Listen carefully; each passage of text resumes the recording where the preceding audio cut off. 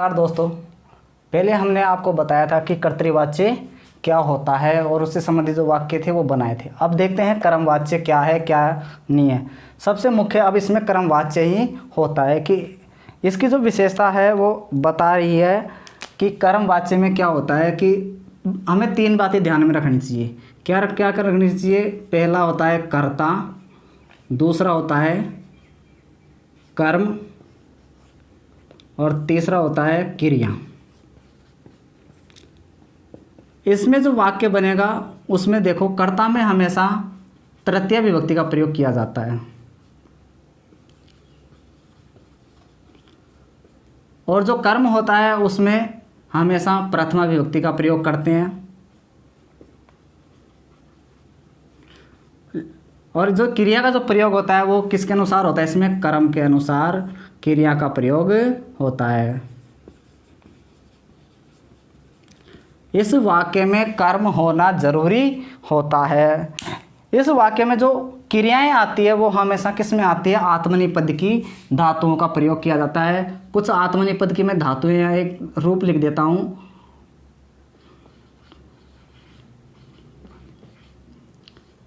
जैसे मैं यहां लिख देता हूं कि देखो याचते, याचयेते, याचनते। याच से याच थे, याच द्वे, याचे, याचा वहे, याचा महे। जो क्रियाएं आएगी वो हमेशा आत्मनेपद की क्रियाओं का प्रयोग होता है। ये जो आपके हमेशा जो आता है लकार वो हमेशा लट लकार से संबंधित ही वाक्य आपसे पूछे जाते हैं। जैसे इसमें जो भी क्रियाएं और जो आएगी वो किसकी आएगी? आत्मनेपद की आएगी और लट लकार से संबंधित ही क्रियाओं का प्रयोग करेंगे। इसमें आपको बता दिया कि कर्ता में तृतीय विभक्ति का प्रयोग होगा, क्रम में प्रथमा विभक्ति का, और क्रिया आएगी वो किसके अनुसार आएगी? क्रम के अनुसार ही क्रियाओं का प्रयोग करेंगे। इसमें एक और मुख्य बात बता दूं कि जो हम अधिकतर जो सारणियाँ, एक इम्पोर्टेंट मुख्य बात यह है कि जैसे प्रथम पुरुष स, तौ, ते, सा, ते, ता, और मध्यम पुरुष उसमें आता है त्वम, युवाम, यूयम, और उत्तम पुरुष में आता है वो अहम, आवाम,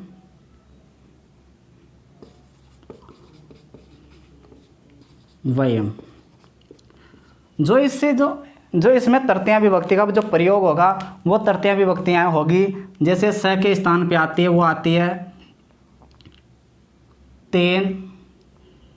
स के स्थान पर किसका प्रयोग करेंगे? तेन, तेन, ताभ्याम, तई, और इसके स्थान पर करेंगे तया, ताभ्याम और ताभी। त्वम के स्थान पर त्वया, युवाभ्याम, युष्माभि।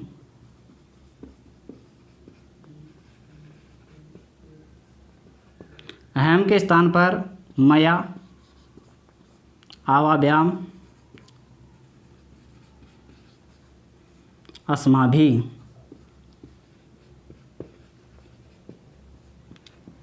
इससे जो संबंधित जो वाक्य आते हैं वो देखो किस प्रकार से आते हैं कि हमने एक वाक्य लिखा यहाँ पर, जैसे सह पुस्तकम पठति। एक बात और आपको बता दूं, यदि आपको आत्मनेपदी की कोई धातु या क्रिया रूप कोई भी याद नहीं है तो सबसे मुख्य बात यह है कि कोई भी हमारे पास मूल धातु है, मूल धातु में आप उसके आगे यह जोड़ दो। क्या लगाना है आपको? यह लगाना है। और आगे जैसे ये लिख रखा है ते, ये ते, से, थे, ध्वे, ए, वहे, महे, ये आपको लिख देना है। जैसे हमारे पास पठती है, पठती की हमें कोई आत्मनेपदी की धातु रूप याद ही नहीं है, तो जब इसका हम रूप बना सकते हैं। जैसे कैसे बनाएंगे? जैसे आपके पास मूल धातु पट है, ठीक है, मैंने बताया कि मूल धातु के आगे आपको क्या जोड़ना है? यह जोड़ना है, यह जोड़ दिया। आगे ते है, उस ते को लिख देंगे, पठ या ते हो गया। इसी प्रकार आप दूसरा जो रूप बनाओगे वो बना देंगे प ठ, हलंत ए ते की मात्रा है तो ये ते, ठीक है। तीसरा जो है बहुवचन में उसी प्रकार प ठ य न ते, केवल आपको मूल धातु के आगे ही यह जोड़ना है, हमेशा मूल धातु के आगे ही जोड़ना है, ठीक है। ये बात आप ज़रूर ध्यान रखना। तो हम देखते हैं इसमें सबसे पहले स क्या है हमारे पास? कर्ता है। पुस्तकम क्या है? कर्म है। और पढ़ती क्या है? इसकी क्रिया है। हमें तीनों चीज़ चाहिए और तीनों हमारे पास यहाँ पर है। तो जैसे हम इसका जो रूप परिवर्तन करेंगे, ये जो वाक्य है वो देखते हैं। देखो स है, वह है, तो वह में देखो यहाँ पर हमें यहाँ पर जो कर्ता है वो प्रथम पुरुष, वो प्रथमा विभक्ति का है, प्रथम पुरुष एक वचन है, ठीक है। तो क्रिया हमारे पास इसके अनुसार ही है। आगे जो कर्म है, कर्म में जो विभक्ति का प्रयोग हो रहा है वो द्वितीय विभक्ति का हो रहा है, जो क्रिया है वो कर्ता के अनुसार है। ये जो वाक्य हुआ वो किसका हो गया? कर्तृवाच्य का हो गया। किसका हो गया? ये कर्तृवाच्य का वाक्य हो गया। लेकिन हमें क्या बनाना है? कर्मवाच्य का वाक्य बनाना है। कर्मवाच्य का जो वाक्य बनाएंगे वो बनाएंगे, देखो अब कि मैंने बताया कि कर्ता में तृतीय विभक्ति का प्रयोग होता है, हमारे यहाँ पर प्रथमा विभक्ति का है। तो मैंने अब देखो कर्ता यहाँ पर स है, तो इसमें तृतीय, ये प्रथमा एक वचन है, तो यहाँ पर तृतीय एक वचन विभक्ति का ही प्रयोग करेंगे। तो देखो तृतीय एक वचन मैंने यहाँ पर लिख रखा है, स के स्थान पर क्या लिख रखा है? तेन, ठीक है। पुस्तकम है, ये नपुंसकलिंग है, इसलिए प्रथमा और द्वितीय विभक्ति में समान बनता है। पुस्तकम पुस्तके पुस्तकानि, पुस्तकम पुस्तके पुस्तकानि। तो दूसरा जो रूप बनेगा इसमें द्वितीय विभक्ति है, तो हमें प्रथमा विभक्ति लगानी है। तो प्रथमा विभक्ति क्या है हमारे पास? यहाँ पर पुस्तकम ही प्रथमा विभक्ति होगी, ठीक है। क्रिया है, क्रिया किसके अनुसार प्रयोग करना है? कर्म के अनुसार ही प्रयोग करना है। यहाँ पर जो कर्म है तो एक वचन है, तो क्रिया भी हमारे पास क्या आ जाएगी? एक वचन की ही क्रिया आ जाएगी। ये हमारे पास दे रखा है प्रथम पुरुष का एक वचन है, तो क्रिया भी हमारे पास प्रथम पुरुष एक वचन की आ जाएगी। आपको ये आत्मनेपदी की धातु याद नहीं है तो देखो पठ हो गया, ये हमें लगाना है। आगे तेग और बताया था आपको, पठिए थे। ये जो वाक्य बना है वो किसका बन गया? कर्मवाच्य का वाक्य बन गया। जो आपके जो प्रश्न आता है वो प्रश्न इस प्रकार से आता है, यदि आपको इस प्रकार से दे देता है तो आपको ये बनाना होता है, और ये जो दिया रखा होता है तो आपको इस प्रकार से वाक्य बनाना होता है। हम इसी प्रकार दूसरा जो वाक्य बता रहा हूँ वो है कि जैसे अहम, दूसरा जो वाक्य है वो है अहम आम्रम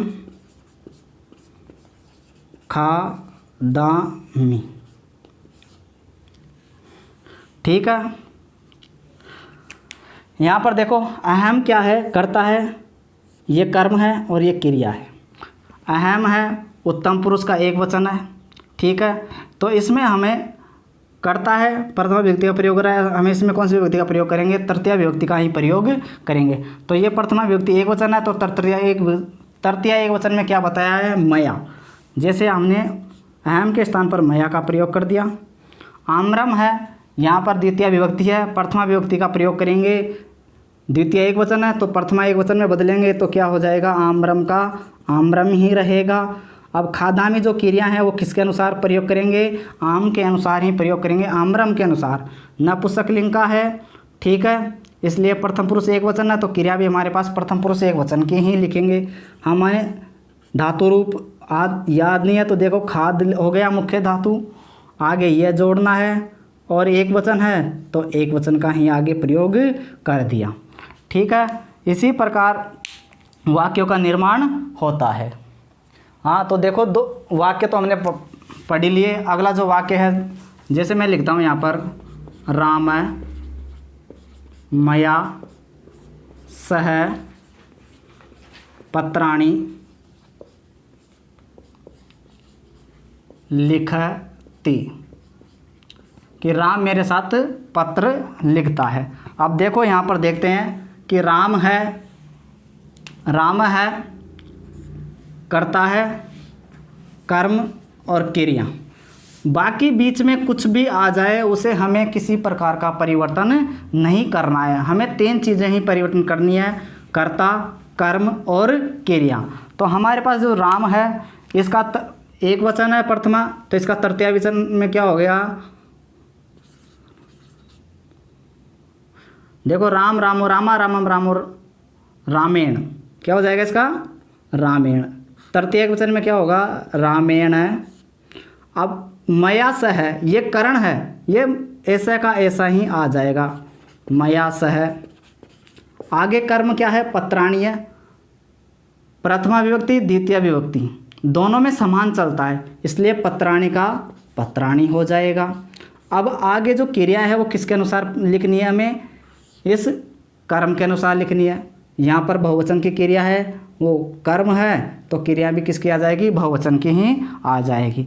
तो जैसे हमारे पास मूल धातु है लिख, आपको यह जोड़ना है, और बहुवचन है तो बहुवचन में जैसे मैंने बताया था नते जोड़ना है, तो बीच आगे नते लिख दो, लिख्यन्ते हो जाएगा।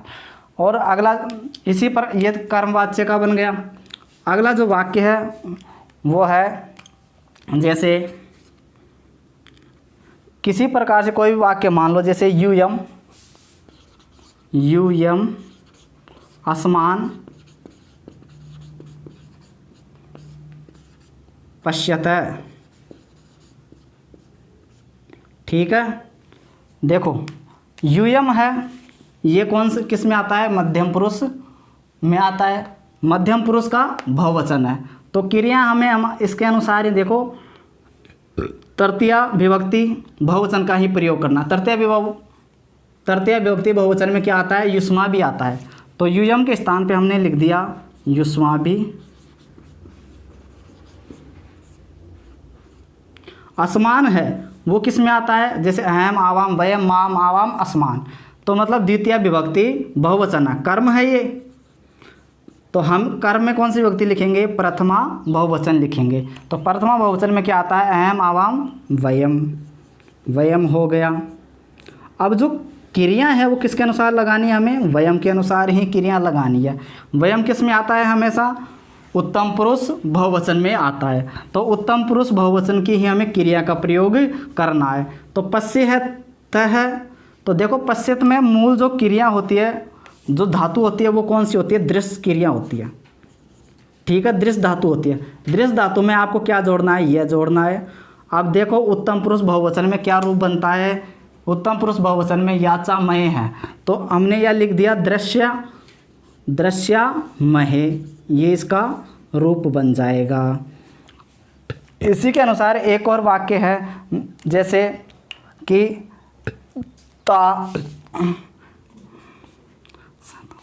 ते वाहनेन विद्यालयम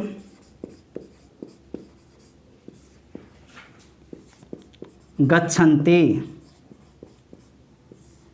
अब देखो ते है, ते के अनुसार क्रिया आ रही है गच्छन्ति, तो मतलब क्या है कि जो कर्ता है वो बहुवचन है, क्योंकि आगे क्रिया है वो भी बहुवचन दे रखी, तो कर्ता बहुवचन है। क्यों, देखो स तौ ते इसमें भी आता है और ते स्त्रीलिंग में भी आता है, लेकिन जो ते स्त्रीलिंग में आता है वो द्विवचन में आता है, और ते जो पुल्लिंग में आता है वो बहुवचन में आता है, लेकिन आगे क्रिया बहुवचन की दे रखी है तो मतलब पुल्लिंग का है। तो ते के स्थान पर क्या आएगा, तय आ जाएगा, क्या आ जाएगा, तय आ जाएगा, तय। वाहनेन है, ये करण है, करण का करण जैसा का जैसा ही रहता है, वाहनेन का वाहनेन रह गया। विद्यालयम है तो विद्यालयम कर्म है, कर्म में प्रथमा विभक्ति का प्रयोग करना है, तो विद्यालयम का भी विद्यालयम हो गया। आगे जो क्रिया है वो किसके अनुसार लगानी है, कर्म के अनुसार लगानी है। ये एक वचन है तो क्रिया भी एक वचन की ही आ जाएगी। अब देखो गच्छति में जो मूल क्रिया है, मूल धातु है, वो कौन सी आती है, गम आती है। तो हमने ग म आगे क्या जोड़ना है, ये जोड़ना है, ये हो गया। और एक वचन है तो ते लगाना है, गम्य ते हो गया। इस प्रकार से ये आप कर्मवाच्य के वाक्य बना सकते हैं। और यदि हमारा जो ये वीडियो आपको पसंद आ जाए तो इसे ज़्यादा से ज़्यादा लाइक करें, शेयर करें और कमेंट्स करें। धन्यवाद।